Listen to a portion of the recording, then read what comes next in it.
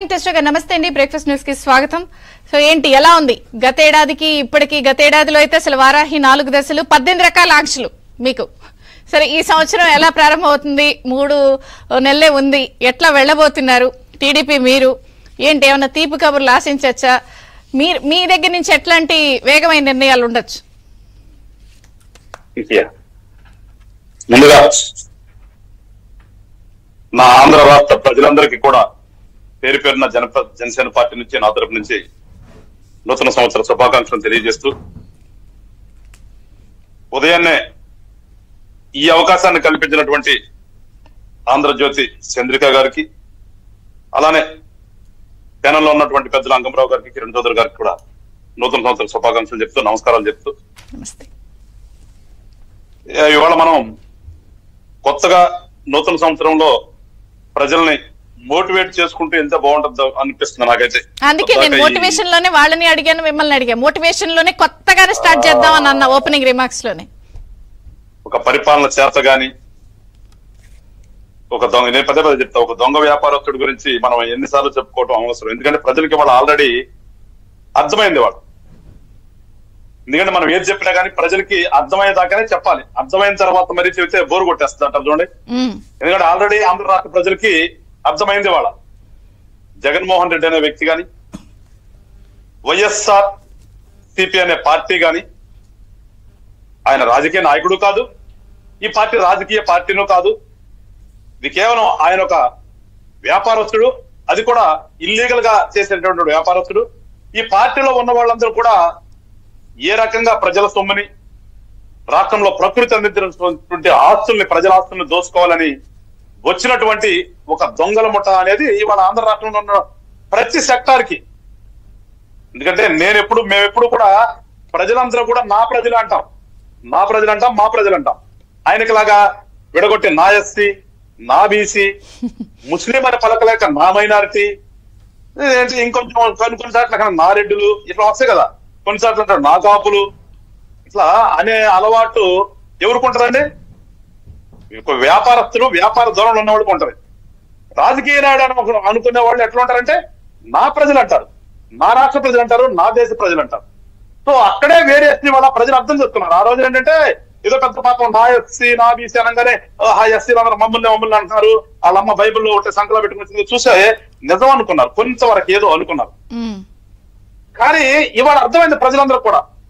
ఈ రాష్ట్రం విడిపోయిన తర్వాత, ఆంధ్ర రాష్ట్రం 2014లో స్టార్ట్ అయిన తర్వాత బిల్డప్ అవ్వాల్సినటువంటి దాన్ని డౌన్ చేశారు. ఏ రకంగా డౌన్ చేశారో ప్రజలకు కూడా అర్థమైంది.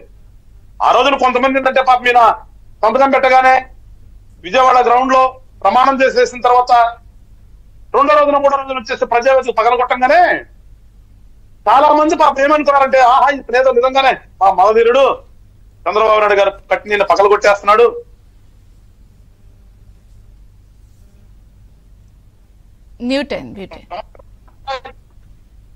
ఏదో అసలు అవినీతిని అంతం చేసేస్తాడు, ఇదంతా కూడా నిజంగా చంద్రబాబు నాయుడు అవినీతిగానే కట్టాడు అని అనుకున్నటువంటి జనంకి చాలా తక్కువ టైము జగన్మోహన్ రెడ్డి గారు చేస్తున్నటువంటి పిచ్చి పనులకి అర్థమైపోయింది. అరే ప్రజావేదిక అనేది చంద్రబాబు నాయుడు గారి డబ్బు కాదు, లేదంటే రేపొచ్చి ఈయనేదో పక్కన కొట్టేసిన తర్వాత ఈయన డబ్బులతో ఏం చేయడు, ఇదంతా కూడా మా డబ్బు, మాకు సంబంధించినటువంటి డబ్బుని మా కోసము ఒక ప్రజావేదిక కడితే దాంట్లో చంద్రబాబు నాయుడు నివాసం ఉంటా కట్టలేదు, అది ప్రజల దగ్గర అర్జీలు తీసుకుంటానికి ఒకటి కడితే ఆ కట్టిన దాన్ని పగలగొట్టాడు అనేది తర్వాత అర్థమైంది ప్రజలకి.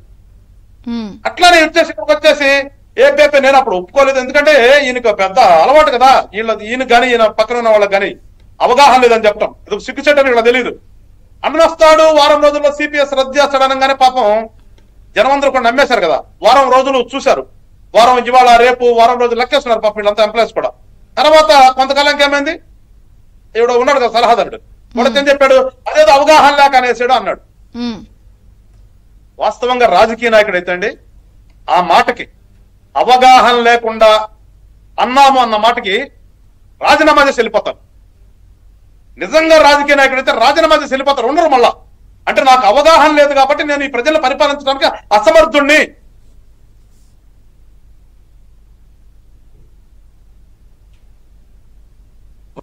వచ్చి ఒక వ్యక్తి పెట్టాడు అంటే ఈయన అసమర్థుడే కదా లెక్క, వెళ్ళిపోవాలి. కానీ మాకు అవేం పట్టవు కదా. నాకు అదెందుకు మేము వచ్చింది రాష్ట్రంలో దేని పట్టాం మేము? మాకు అధికారం దేనికి?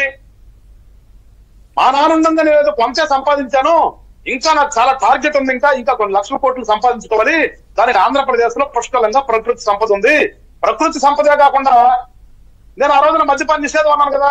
కానీ వీళ్ళకేం తెలుసు మద్యపాన నిషేధం అంటే రెగ్యులర్ గా జరిగే బ్రాండ్లను నిషేధిస్తాను కానీ నేను సొంతంగా పెట్టుకుంటాను అనే విషయం పాపం జనం చెక్కల. నిషేధం అంటే ఏదో అనుకున్నారు, నిజంగా నిషేధం అనుకున్నారు. అసలు ఉన్నటువంటి రెగ్యులర్ గా మంచి ముందంటే అసలు అది ఆరోగ్యకరం కాదు అనుకోండి, హానికరమే ఆరోగ్యానికి. అయినప్పటికీ కూడా కొన్ని బ్రాండ్లు లేదు కొంచెం మంచిగా ఉన్నాయంటారు. మరి నాకు పెద్ద టేస్ట్ తెలియదు. అవి కూడా తీసేసి మొత్తం ఆ మందు అమ్ముతానని చెప్పేసి భావన ఈయనది జనంకి అర్థం కాదు. తర్వాత అర్థమైంది, అరే నిషేధం అంటే ఉన్న వాటిని తీసేసి ఆయన కంపెనీ నుంచి ఆయన బ్రాండ్ వస్తాయి అనే విషయం తెలియలేదు, ఇదా అనుకున్నారు. సో ఇలా ప్రతి సెక్టార్ లో కూడా ప్రతి సెక్టార్ అన్నమ్ర గారు చెప్పినట్టుగా ఇవాళ ఆడవారంతా కూడా, ఆడవారంటే అంగన్వాడీలు ఆయాలు కానీ, టీచర్లు కానీ, ఆశా వర్కర్లు కానీ, సర్వశిక్షా అభియాన్ ఎంప్లాయీస్ కానీ, అన్ని రకాల వర్గాలు ప్రజలు అందరూ కూడా పాలనని టేస్ట్ చేశారు. మీరు అది టేస్ట్ చేయకపోయినా ప్రజలు ఆయన పాలనని టేస్ట్ చేశారు. కాబట్టి నేను అనేది ఏంటంటే ఇప్పుడు ఇవాళ నుంచి పింఛన్లని కొత్త భ్రమలు స్టార్ట్ చేస్తున్నారు. కొత్త అభ్యర్థులతో కొత్త భ్రమలు సృష్టించేందుకు డబ్బులు తీసుకున్న వాళ్ళందరూ గుద్దేస్తారు అనే ఒక ఫీల్ ని క్రియేట్ చేసి వెళ్తున్నారు. ఏం చేస్తారు మరి మీరంతా? ఎవరు డబ్బది ఏమండి, ఎవరు డబ్బది? జగన్మోహన్ గారు డబ్బు అలా మీరు ఏమైనా అప్పించారు ఏమన్నా ఏమని రాష్ట్ర ప్రజలకి ఏమన్నా? అది కదా, అది మా సొమ్ము కదా, ప్రజల సొమ్ము కదా. అదే అంటుంది. వాళ్ళ జనం తెలుసుకున్నారు, ఇంతకు ముందు తెలుసుకోవాలి జనం. ఏ సంక్షేమమైనా లేదంటే ఇంకోటి ఏ పేరు పెట్టి ఏది ఇచ్చినా గానీ అది ఎవరి డబ్బు ఎవరికి ఇస్తున్నారు? మా డబ్బులు మాకు పంచుతూ ఏదో అన్న ఇచ్చేసాడు, అన్న నొక్కాడు. ఎవరు అన్న ఖాతాల నుంచి తెచ్చాడా? అన్న సంపాదించిన తెచ్చాడా? ఏ రోజైనా వీళ్ళకి ఆ చరిత్ర ఉందా? ఈ రాష్ట్రంలో ఏదన్నా ఒక కెలామిటీ వస్తే ఒక 100 రూపాయలు ఆ కెలామిటీ కోసం ఏదంటే మనం ఫండ్ రైజ్ చేస్తారు కదా, ఆ ఫండ్ కి ఇచ్చినటువంటి సందర్భం ఏదైనా ఉందని చెప్తానండి. ఏ రోజైనా ఏ కెలామిటీకైనా అలాంటి వ్యక్తి వాళ్ళు వచ్చేసి అన్న వచ్చాడు అంటే అన్న సంగతి వాళ్ళు తెలిసిందే. చెల్లి కూడా వస్తుంది, మీరు ఒక దగ్గర ఆగిపోయారు, చెల్లి కూడా వస్తుంది ఇప్పుడు. ఇంకా వద్దులండి, ఆమె గురించి పెద్ద మనం మాట్లాడుకోవాల్సిన అవసరం లేదు. ఆ పార్టీ గురించి కూడా మాట్లాడుకోవాల్సినంత అంత ఏం లే. ఇవాళ రాష్ట్ర ప్రజలందరూ కూడా ఫిక్స్ అయిపోయారు. ఏ రకంగా ఫిక్స్ అయ్యారంటే జనసేన తెలుగుదేశం ఉమ్మడి ఏదైతే ఉమ్మడిగా వచ్చి పొత్తుతో వెళ్తున్నారో ఈ ఎలక్షన్ కి, ఈ పొత్తుకి పూర్తిగా సహాయ సహకారాలు అందించాలి. ఇంకా దీంట్లో సెకండ్ థాట్ లేదు అన్న విధంగా ఇవాళ మొత్తం నా రాష్ట్ర ప్రజలందరూ కూడా ఆయనకి లాగా డిమాండ్ చేయను. నా రాష్ట్రంలో ఉన్న ప్రజలందరూ కూడా ఇంతకు ముందు ఎందుకు ఆంధ్ర రాష్ట్రంలో కొంతవరకు ఈ భావోద్వేగాలు ఉన్నాయి. కులాల వారీగానో మనాడు రాడు ఎదవైతే కానీ ఇందుకు మనాడు కదా మనకులపడు కానీ ఆలోచన ఉండేది. కానీ ఒకటేంటంటే ఈ ముఖ్యమంత్రి గారి పరిపాలనలో ఈ రాష్ట్రం చేసినటువంటి నాశనం చేసిన పక్కన పెడితే ఒక మేలు ఏంటంటే ప్రజలను ఎడ్యుకేట్ అయ్యారు ప్రజలందరూ కూడా. అసలు ఓటుకున్న విలువేంటి, నేను వేసేటటువంటి ఓటుకి ఎంత శక్తి ఉంది అని తెలుసుకున్నారు. వాళ్ళ నేను ఒకసారి ఓటేసి గెలిపిస్తే వాళ్ళ శక్తియుక్తులు తెలుసుకుంటున్నారు కాబట్టి దొంగ ఓట్ల శక్తియుక్తులను కూడా అవతల తెలుసుకుంటున్నారు, వీళ్ళ శక్తిని గుర్తిస్తున్నారు కాబట్టి. నేను ఇచ్చినటువంటి ఓటుతో ఈ రాష్ట్రాన్ని ఎంత రకంగా నాశనం చేశాడు, ఏ రకంగా సంపాదించుకున్నాడు, నా మీద ఏ రకంగా వ్యాపారం చేశాడు అని వాళ్ళ ఆంధ్ర రాష్ట్రంలో ఉన్న ప్రతి ఓటర్ కూడా తెలుసుకున్నాడు. ఆ దొంగ ఓటర్ అంటే మనిషిని సృష్టించలేదు కదా, వీళ్ళు రూపాయలను తెచ్చిపెట్టరు కదా. ఇప్పుడు ఉన్నటువంటి మనుషులకే ఓట్లు చేశారు. కానీ వాళ్ళకి తెలియదు ఏంటంటే ఆల్రెడీ మనుషులు డిసైడ్ అయిపోయారు. నా ఓటు నువ్వు తీసుకెళ్లి ఇంకొక బూత్ లో పెట్టినా, నా ఓటు తీసుకెళ్లి ఇంకొక నియోజకవర్గంలో పెట్టినా, లేదంటే అలా తీసేసినా కొత్త మాయనుకుని తెచ్చినా గానీ ఇవాళ జరగబోయేది ఏంటంటే రేపు ఏదైతే గ్లాసు గుర్తు కనిపిస్తుందా, సైకిల్ గుర్తు కనిపిస్తుందా, గ్లాసు గుర్తు కనిపించిన తర్వాత గ్లాసు గుర్తుకేస్తారు, సైకిల్ గుర్తు కనిపించిన తర్వాత సైకిల్ గుర్తుకేస్తారు. అంతకు మించి ఓటు ఈ రాష్ట్రంలో ఉన్నటువంటి ప్రజల ఓటు ఇంకొక సింబల్ మీదకి నిజంగా అట్లాగే ఉందా? ఒకసారి మాట్లాడదాం, బ్రేక్ తీసుకుని మాట్లాడదాం.